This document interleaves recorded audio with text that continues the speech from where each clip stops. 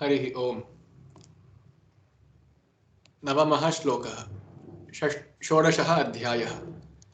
एतान् दृष्टिमवष्टभ्य एतान् दृष्टिमवष्टभ्य नष्टात्मानोऽल्पबुद्धयः नष्टात्मानोऽल्पबुद्धयः प्रभवन्त्युग्रकर्माणः प्रभवन्त्युग्रकर्माणः क्षयाय जगतो हिताः क्षयाय जगतो हिताः।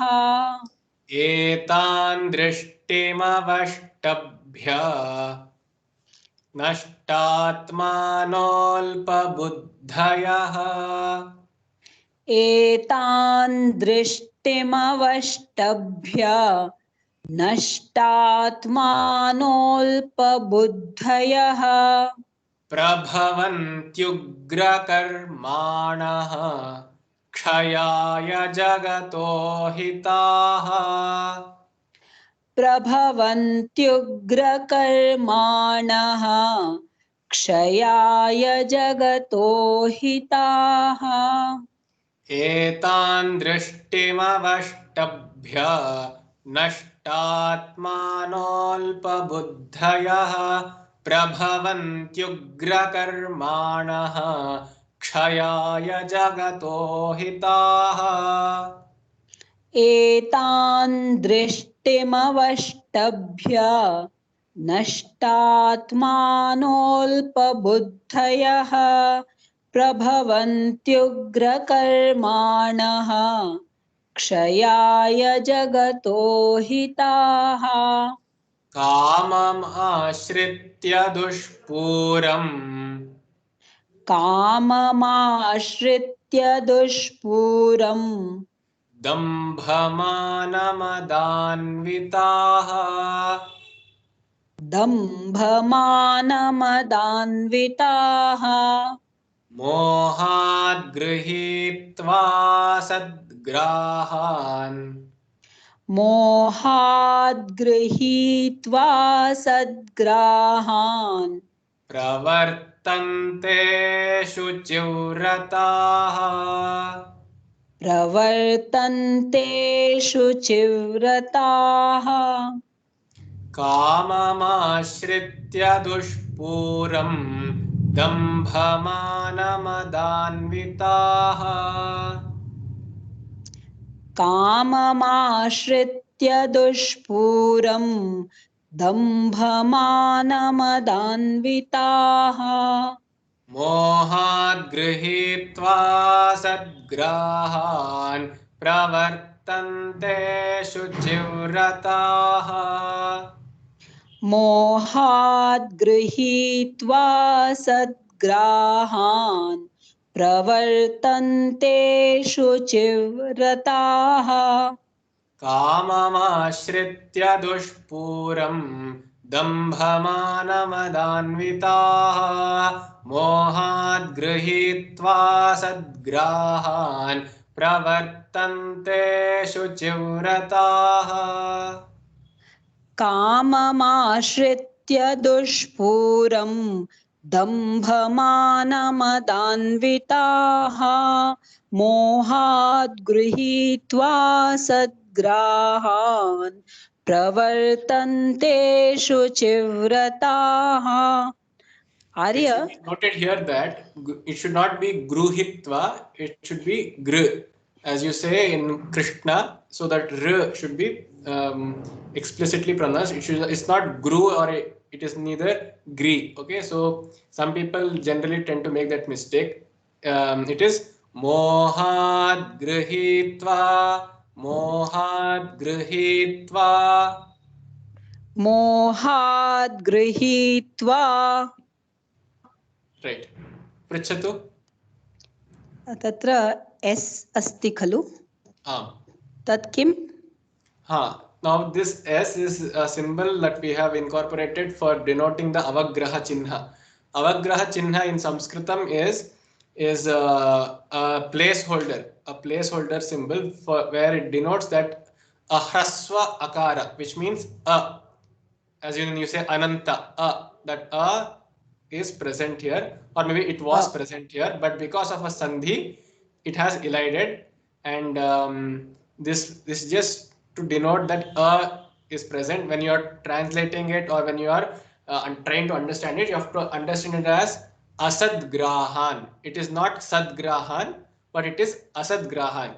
However, when you are pronouncing it, it is, you shouldn't separate the mohat grahitva sadgrahan. Although the pronunciation, I mean the word splitting here is va asadgrahan. Avagatam va? मोहाद् मोहाद् गृहीत्वा सद् आम् आम् आम् अवगतम् Astu. धन्यवादः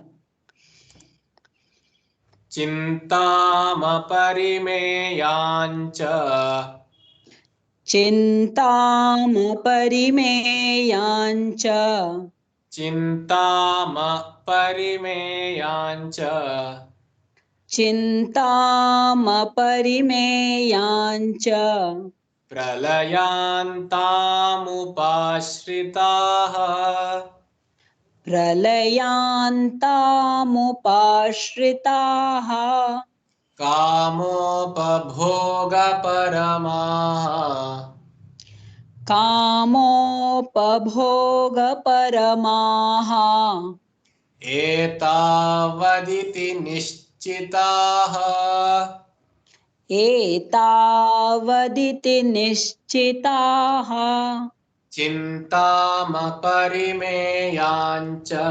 प्रलयान्तामुपाश्रिताः चिन्तामपरिमेयाञ्च प्रलयान्तामुपाश्रिताः चिन्तामपरिमेयाञ्च प्रलयान्तामुपाश्रिताः चिन्तामपरिमेयाञ्च प्रलयान्तामुपाश्रिताः कामोपभोगपरमाः एतावदिति निश्चिताः क्षम्यतां कामोपभोगपरमाः एतावदिति निश्चिताः चिन्तामपरिमेयाञ्च प्रलयान्तामुपाश्रिताः कामोपभोगपरमाः एतावदिति निश्चिताः चिन्तामपरिमेयाञ्च प्रलयान्तामुपाश्रिताः कामोपभोगपरमाः एतावदिति निश्चिताः आशापाशशतैर्बद्धाः आशापाशशतैर्बद्धाः कामक्रोधपरायणाः कामक्रोधपरायणाः ईहन्ते कामभोगार्थम् ईहन्ते कामभोगार्थम् अन्यायेनार्थसञ्चयान् अन्यायेनार्थसञ्चयान्. And some people would, because of their vernacular influence, will try to delete the hrasva at the end of a few words. But let's be this is the understanding that it is Sanskritam, so it is anyaye narth nartha sanchayan. So anyaye nartha sanchayan. अन्यायेनार्थसञ्चयान्. Similarly, asha pashash No, it is आशापाशशतैर्बद्धाः. आशापाशशतैर्बद्धाः Right. आशापाशशतैर्बद्धाः कामक्रोधपरायणाः. आशापाशशतैर्बद्धाः कामक्रोधपरायणाः ईहन्ते कामभोगार्थम् अन्यायेनार्थसञ्चयान्. ईहन्ते कामभोगार्थम् अन्यायेनार्थसञ्चयान् आशापाशशतैर्बद्धाः कामक्रोधपरायणाः ईहन्ते कामभोगार्थम् अन्यायेनार्थसञ्चयान्.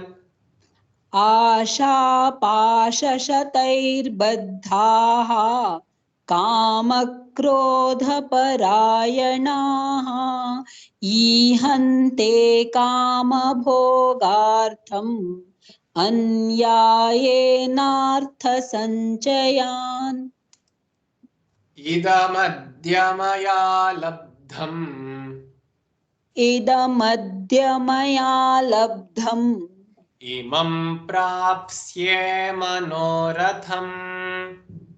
इमं प्राप्स्ये मनोरथम् इदमस्तीदमपि मे इदमस्तीदमपि मे भविष्यति पुनर्धनम्. भविष्यति पुनर्धनम् इदमद्य मया लब्धम् इमं प्राप्स्ये मनोरथम्.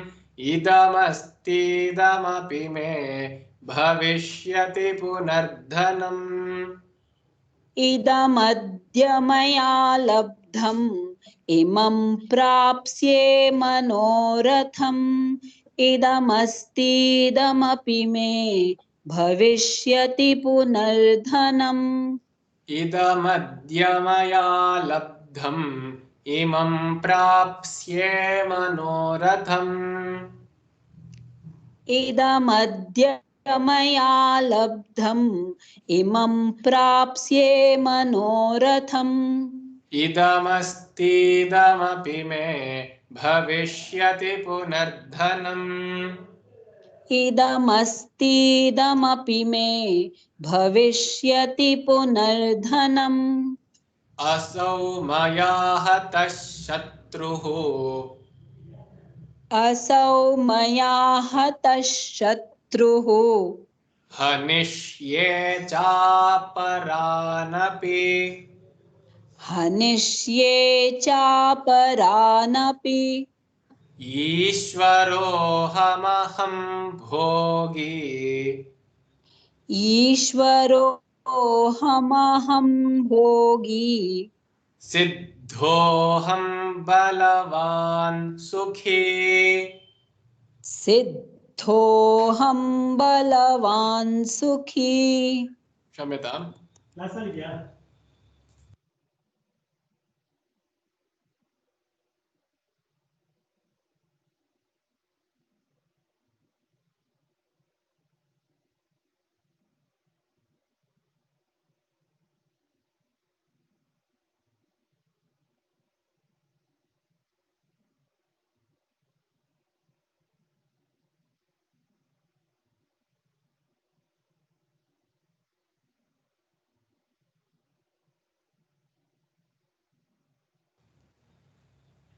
क्षम्यताम्. हा. असौ मया हतः शत्रुः हनिष्ये चापरानपि. असौ मया हतः शत्रुः हनिष्ये चापरानपि ईश्वरोऽहमहं भोगी सिद्धोऽहं बलवान् सुखी. ईश्वरोऽहमहं भोगी सिद्धोऽहं बलवान् सुखी असौ मया हतः शत्रुः हनिष्ये चापरानपि ईश्वरोऽहमहं भोगी सिद्धोऽहं बलवान् सुखी असौ मया हतः शत्रुः हनिष्ये चापरानपि ईश्वरोऽहमहं भोगी सिद्धोऽहं बलवान् सुखी आढ्योऽभिजनवानस्मि आढ्योऽभिजनवानस्मि कोऽन्योऽस्ति सदृशो मया कोऽन्योऽस्ति सदृशो मया यक्ष्ये दास्यामि मोदिष्ये यक्ष्ये दास्यामि मोदिष्ये इत्यज्ञानविमोहिताः इत्यज्ञानविमोहिताः आढ्योऽभिजनवानस्मि कोऽन्योऽस्ति सदृशो मया आढ्योऽभिजनवानस्मि कोऽन्योऽस्ति सदृशो मया यक्ष्ये दास्यामि मोदिष्ये इत्यज्ञानविमोहिताः यक्ष्ये दास्यामि मोदिष्ये इत्यज्ञानविमोहिताः आढ्योऽभिजनवानस्मि कोऽन्योऽस्ति सदृशो मया यक्ष्ये दास्यामि मोदिष्ये इत्यज्ञानविमोहिताः आढ्योऽभिजनवानस्मि कोऽन्योऽस्ति सदृशो मया यक्ष्ये दास्यामि मोदिष्ये इत्यज्ञानविमोहिताः अनेकचित्तविभ्रान्ताः अनेकचित्तविभ्रान्ताः मोहजालसमावृताः मोहजालसमावृताः प्रसक्ताः कामभोगेषु प्रसक्ताः कामभोगेषु पतन्ति नरकेषु च पतन्ति नरकेषु च अनेकचित्तविभ्रान्ताः मोहजालसमावृताः अनेकचित्तविभ्रान्ताः मोहजालसमावृताः प्रसक्ताः कामभोगेषु पतन्ति नरकेषु च प्रसक्ताः कामभोगेषु पतन्ति नरकेषु च अनेकचित्तविभ्रान्ताः मोहजालसमावृताः प्रसक्ताः कामभोगेषु पतन्ति नरकेषु च अनेकचित्तविभ्रान्ताः मोहजालसमावृताः प्रसक्ताः कामभोगेषु पतन्ति नरकेषु च आर्य आम् तत्र पर्सेंटेज अस्ति तत्रापि किम् उक्तवान् विसर्गः आम् आम् अत्र विसर्गः अस्ति प्रसक्ताः कामभोगेषु इति विसर्गः आसीत्, किन्तु विसर्गस्य पुरतः क इति वर्णः अस्ति। यदा विसर्गस्य पुरतः क अथवा ख वर्णौ स्तः तदा विसर्गस्य जिह्वामूलीयः इति वर्णः उत्पद्यते। तस्य उच्चारः अह् इति भवति। अतः प्रसक्ताः कामभोगेषु। ज्ञातं वा? प्रसक्ताः कामभोगेषु। सत्यं। यथा कासनसमये जिह्वामूलीयः प्रसक्ताः कामभोगेषु। प्रसक्ताः कामभोगेषु पतन्ति नरकेषु च।